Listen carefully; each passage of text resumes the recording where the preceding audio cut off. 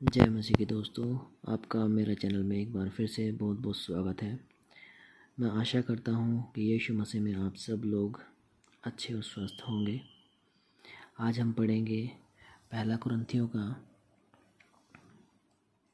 14 भविष्यवाणी और अन्य अन्य भाषाएं।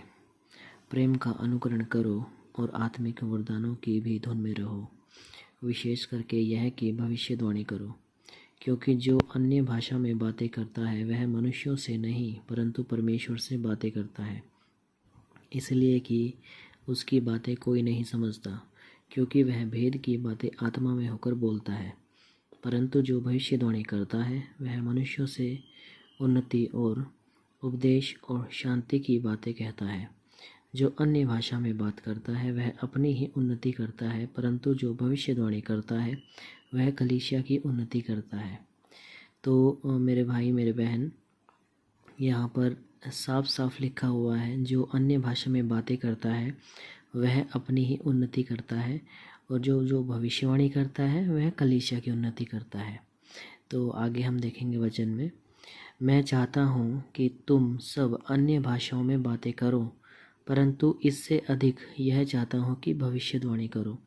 ठीक है, तो पौलुस हम सबको वचन के द्वारा ये समझा रहे हैं कि हम सब अन्य भाषा में बातें करें, लेकिन उससे भी ज़्यादा क्या, उससे भी ज़्यादा हमें भविष्यवाणी करनी है। क्योंकि यदि अन्य भाषाएं बोलने वाला कलीसिया की उन्नति के लिए अनुवाद न करे तो भविष्यवाणी करने वाला उससे बढ़कर है। ठीक है, तो हम साफ साफ शब्दों में कह सकते हैं कि जब कोई भी अन्य भाषा अगर बोलता है और उसका अनुवाद नहीं करता तो उससे बढ़ के भविष्यवाणी वाला है, जो भविष्यवाणी उस टाइम पर कर रहा है। इसलिए हे भाइयों, यदि मैं तुम्हारे पास आकर अन्य भाषाओं में बातें करूं और प्रकाश या ज्ञान या भविष्यवाणी या उपदेश की बातें तुमसे न कहूं, तो मुझसे तुम्हें क्या लाभ होगा।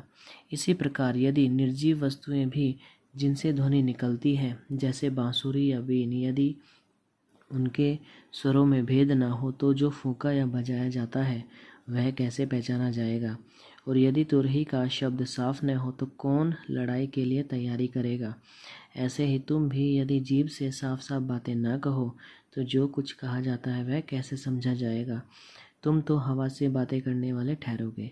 जगत में कितने ही प्रकार की भाषाएं क्यों ना हो, परंतु उनमें से कोई भी बिना अर्थ की न होगी। तो वचन हम सबको साफ साफ शब्दों में कहता है कि इस पूरी धरती पर, पूरी पृथ्वी पर कितनी ही भाषाएं क्यों ना हो, उसमें से कोई भी बिना अर्थ की नहीं होगी। ठीक है, तो यहाँ पर लिखा हुआ है, जगत में कितनी ही प्रकार की भाषाएं क्यों ना हो, परंतु उनमें से कोई भी बिना अर्थ की नहीं होगी। तो अगर हम अन्य भाषा में बात करते हैं और उसका अर्थ नहीं बताते, तो यहाँ पे वचन में साफ साफ लिखा हुआ है कि अगर भाषाएं हैं तो फिर उनका अर्थ भी ज़रूर होगा। इसलिए यदि मैं किसी भाषा का अर्थ न समझूं तो बोलने वाले की दृष्टि में परदेशी ठहरूंगा और बोलने वाला मेरी दृष्टि में परदेशी ठहरेगा। इसलिए तुम भी जब आत्मिक वरदानों की धुन में हो तो ऐसा प्रयत्न करो कि तुम्हारे वरदानों की उन्नति से कलीसिया की उन्नति हो। इस कारण जो अन्य भाषा बोले वह प्रार्थना करे कि उसका अनुवाद भी कर सके। इसलिए यदि मैं अन्य भाषा में प्रार्थना करूं तो मेरी आत्मा प्रार्थना करती है, परंतु मेरी बुद्धि काम नहीं देती। अतः क्या करना चाहिए? मैं आत्मा से भी प्रार्थना करूंगा और बुद्धि से भी प्रार्थना करूंगा। मैं आत्मा से गाऊंगा और बुद्धि से भी गाऊंगा। नहीं तो यदि तू आत्मा ही से धन्यवाद करेगा तो फिर अज्ञानी तेरे धन्यवाद पर आमीन कैसे कहेगा, क्योंकि वह तो नहीं जानता कि तू क्या कहता है। तू तो भली भांति धन्यवाद करता है, परंतु दूसरे की उन्नति नहीं होती।